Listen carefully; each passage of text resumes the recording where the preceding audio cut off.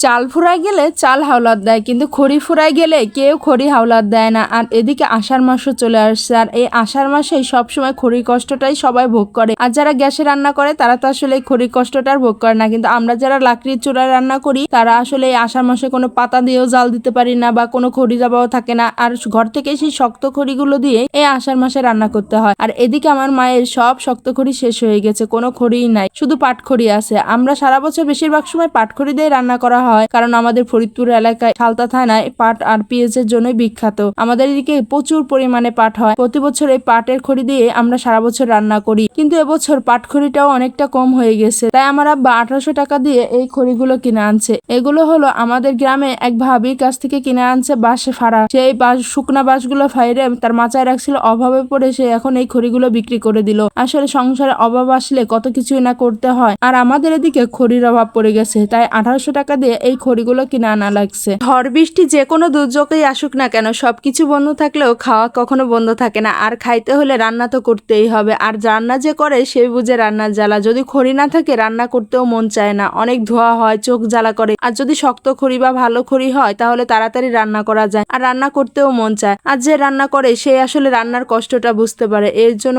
আষাঢ় মাস আসার আগে খড়ি কিনে রাখা হলো। আমাদের এই জায়গা রাস্তাটাও কাঁচা মাটি, তখন আর গাড়ি আসবে না। যখন অনেক বৃষ্টি হবে তখন অনেক কাদা হয়ে যাবে, বা রাস্তায় যাইতে হলে অনেকটা হাঁটু সমান কাদা পার করে তারপরে রাস্তায় যাইতে হয়। তখন আমাদের এদিকে কোনো গাড়িও আসতে চায় না, ভ্যান গাড়ি। তাই এর জন্য রাস্তা কাদা হওয়ার আগে খড়িগুলো নিয়ে আসা হলো। আর খড়িগুলো বৃষ্টিতে ভিজার আগে আমরা সবাই মিলে ঘরে তুলে রাখতেছি। আমি, আমার মা, আমার দাদি সবাই মিলে আমরা ঘরে তুলে রাখতেছি। এইখানে আগে ছাগল থাকতো, কিন্তু এখন ছাগল বিক্রি করার কারণে সেখানে ফাঁকা হয়েছে, আর ওইখানেই আমরা এই খড়িগুলো তুলে রাখতেছি। খড়িগুলো অনেক ভালোই হয়েছে, অনেক শুকনা আছে, কোনো রোদ দিতে হবে না। আবার এই খড়িগুলো অনেক জলেও ভালো, আর রান্না করতে গেলে ভালোই লাগবে। আমার দাদি আর আমার মা আমার সাথে সাহায্য করতেছে। আমার দাদি খড়িগুলো আমার সাথে তুলে তুলে দিতেছে, আমার দাদি খড়িগুলো ভাঁজ করে দিতেছে। আমি আর মা সেই খড়িগুলাকে রান্নাঘরে নিয়ে যাইতেছি। এই খড়িগুলা ধরতে গেলেও একটু সাবধানে ধরতে হয়, কারণ এটা হাত কেটে যাওয়ার ভয় আছে। এর জন্য আমরা সালা দিয়ে এই খড়িগুলা নিতেছিলাম, যাতে করে আমাদের হাতের মধ্যে কোনো ছাল না ঢুকে বা হাত না কেটে যায়। এর জন্য একটু সাবধানতা অবলম্বন করতেছিলাম। আসলে কাজ করার সময় শুধু কাজ করলে হবে না, একটু সাবধানতা অবলম্বন করতে হবে, না হলে কারণ যে কোনো সময় বিপদ ঘটতে পারে। আর এই খড়িগুলা ভ্যানালাই বেগুন গাছটার উপর ফেলাইছে।